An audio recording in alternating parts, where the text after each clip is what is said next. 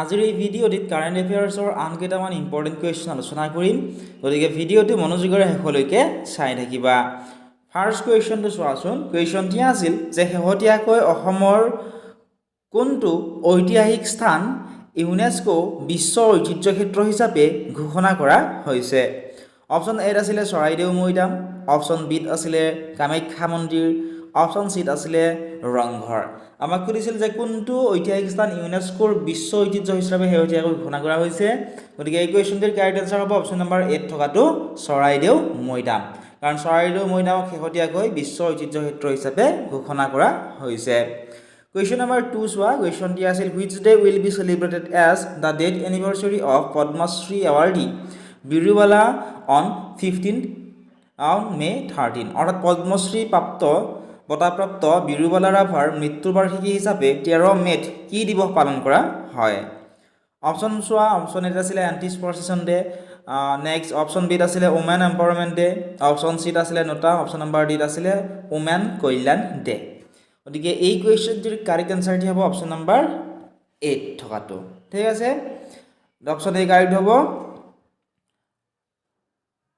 ঠিক আছে next question এতিয়া চোৱা কুৱেশ্যন নম্বৰ 3 কুৱেশ্যনটি আছিল 2024 চনৰ বান থিয়েটাৰ বঁটা কাক প্ৰদান কৰা হৈছে অপশ্যন এ আছিলে হেমন্ত দত্ত অপশ্যন বিত আছিলে নগেন শইকীয়া অপশ্যন চিত আছিলে মৃণাল কলিতা আৰু অপশ্যন নম্বৰ ডিত আছিলে তপন শইকীয়া কুৱেশ্যনটিৰ কাৰেক্ট এনসাৰটি হ'ব অপশ্যন নম্বৰ এ টু হেমন্ত দত্ত 2024 চনৰ বান থিয়েটাৰ বঁটা হেমন্ত দত্তক প্ৰদান কৰা হৈছিলে কুৱেশ্যন নম্বৰ 4 টো চোৱাচোন কুৱেশ্যনটি আছিল যে শেহতীয়াকৈ 2024 চনত ভূপেন হাজৰিকা বঁটা কোনজন ব্যক্তিক প্ৰদান কৰা হৈছিল অপশ্যন এ আছিলে পাপন দা অপশ্যন বিত আছিলে জৰ্জ বেকাৰ অপশ্যন চিত আছিলে ৰূপম ভূঞা আৰু অপশ্যন নম্বৰ ডিত আছিলে জুবিন গাৰ্গ এই কুৱেশ্যনটিৰ কাৰেক্ট আনসাৰ সেয়া হ'ব অপশ্যন নম্বৰ বিত থকাটো শেহতীয়াকৈ 2024 চনত ভূপেন হাজৰিকা বঁটা জৰ্জ বেকাৰক প্ৰদান কৰা হৈছিল কুৱেশ্যন নম্বৰ 5 টো চোৱাচোন কুৱেশ্যনটি আছিল যে অসমৰ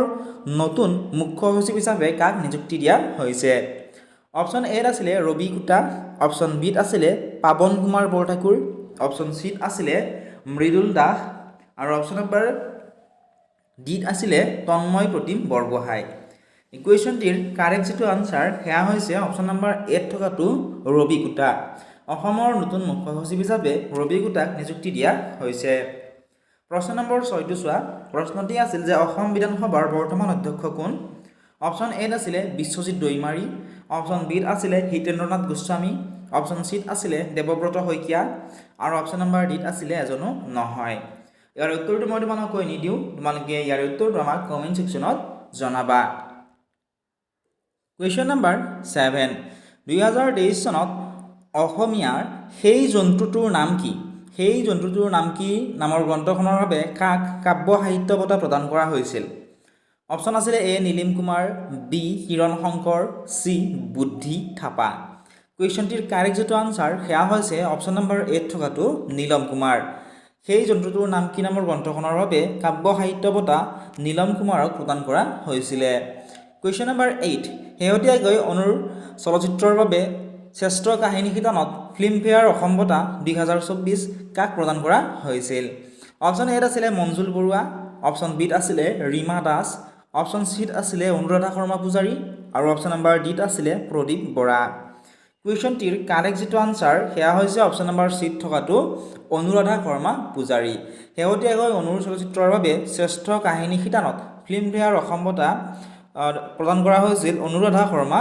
পূজাৰী কুৱেশ্যন নম্বৰ 9 ক্ৰীড়া শিতানত 2023 বৰ্ষৰ নিপন গোস্বামী বঁটা কাক প্ৰদান কৰা হৈছিল অপশ্যন এ আছিলে হিমা দাস অপশ্যন বিত আছিলে উমা চেত্ৰী অপশ্যন চিত আছিলে লভলীনা বৰগোহাঁই অপশ্যন নম্বৰ ডিত আছিলে Riyan Parag কুৱেশ্যনটিৰ correct answer option D টো হ'ব ক্ৰীড়া শিতানত 2023 বৰ্ষৰ নিপন গোস্বামী বঁটা প্ৰদান কৰা হৈছিল ৰিয়ান পৰাগক কুৱেশ্যন নম্বৰ 10 বিপন্ন বিস্ময় খেল উপন্যাসৰ বাবে 2024 বৰ্ষৰ অসমীয়া ভাষাৰ সাহিত্য একাডেমী শিশু সাহিত্য পুৰস্কাৰ কোনে লাভ কৰিছে অপশ্যন চোৱা এত আছিলে মৃণাল চন্দ্ৰ কলিতা বিত আছিলে ৰঞ্জু হাজৰিকা চিত আছিলে ৰথীন্দ্ৰনাথ গোস্বামী ডিত আছিলে হৰেন্দ্ৰনাথ বৰঠাকুৰ কুৱেশ্যনটিৰ কাৰেক্ট যিটো আনসাৰ সেয়া হৈছে অপশ্যন নম্বৰ বিত থকাটো ৰঞ্জু হাজৰিকা বিপন্ন বিস্ময়শীল উপন্যাসৰ বাবে 2024 বৰ্ষৰ অসমীয়া ভাষাৰ সাহিত্য একাডেমী শিশু সাহিত্য পুৰস্কাৰ ৰঞ্জু হাজৰিকাদেৱে লাভ কৰিছিল।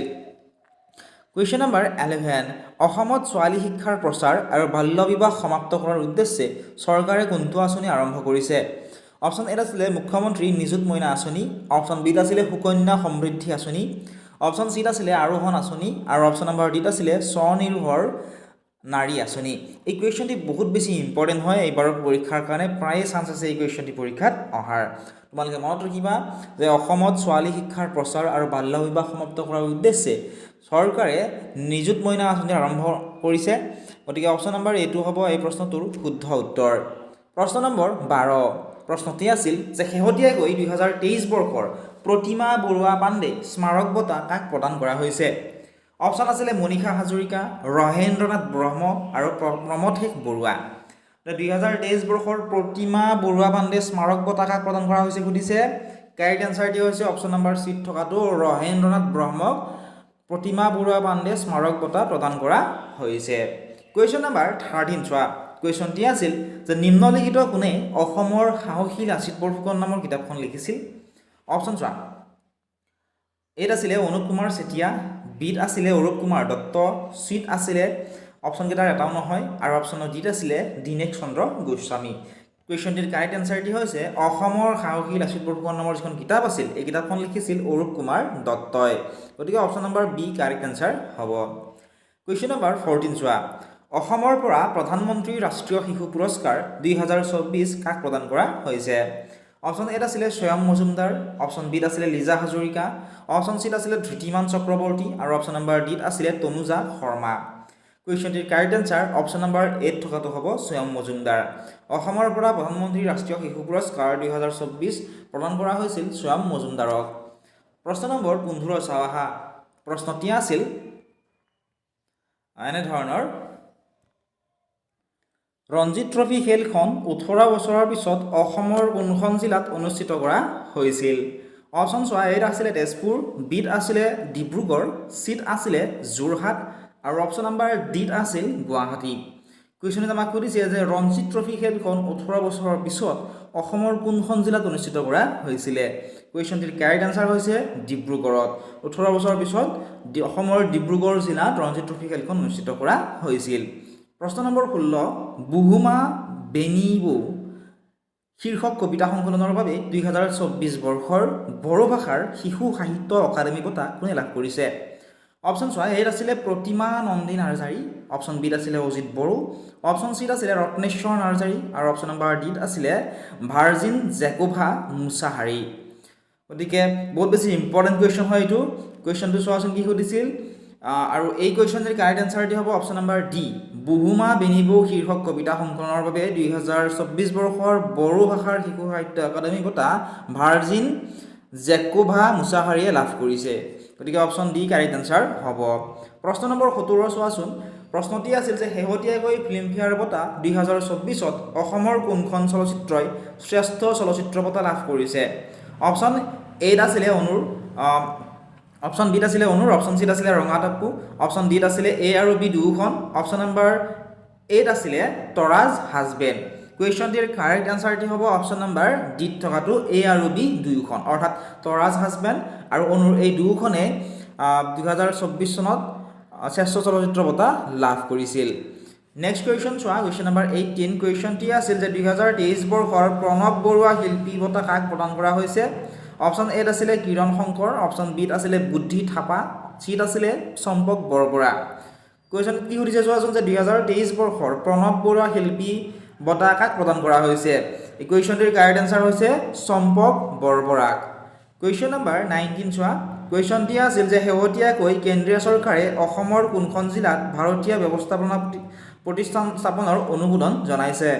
অপশ্যন এ আছিলে তিনিচুকীয়া, অপশ্যন বিত আছিলে যোৰহাট, অপশ্যন চিত আছিলে কামৰূপ আৰু অপশ্যন নম্বৰ ডিত আছিলে ডিব্ৰুগড়।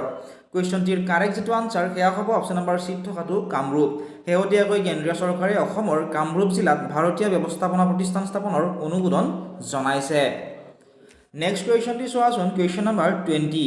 কুৱেশ্যনটি আছিল যে কোনজন অসম এথলেটে ৰাষ্ট্ৰীয় ক্ৰীড়া ক্লাইম্বিং চেম্পিয়নশ্বিপ 2023ত প্ৰথমটো সোণৰ পদক জিকিছে অপশ্যনবোৰ চোৱাচোন অপশ্যনবোৰ আছিলে অনুপ ঘটক জন মাৰাক দিয়া বৰা এনেকুৱা ধৰণৰ অপশ্যনবোৰ আছিলে ইয়াৰ উত্তৰটো কি হ'ব কমেন্ট সেকশ্যনত তোমালোকে জনাবা লগতে সম্পূৰ্ণ ভিডিঅ'টো তোমালোকে আমাৰ এপত পাবা যিসকল বন্ধু বান্ধৱী আমাৰ এপটো ডাউনলোড কৰা নাই এতিয়া ডেছক্ৰিপশ্যনত দিয়া লিংকত ক্লিক কৰি এপটো ডাউনলোড কৰি ল'বা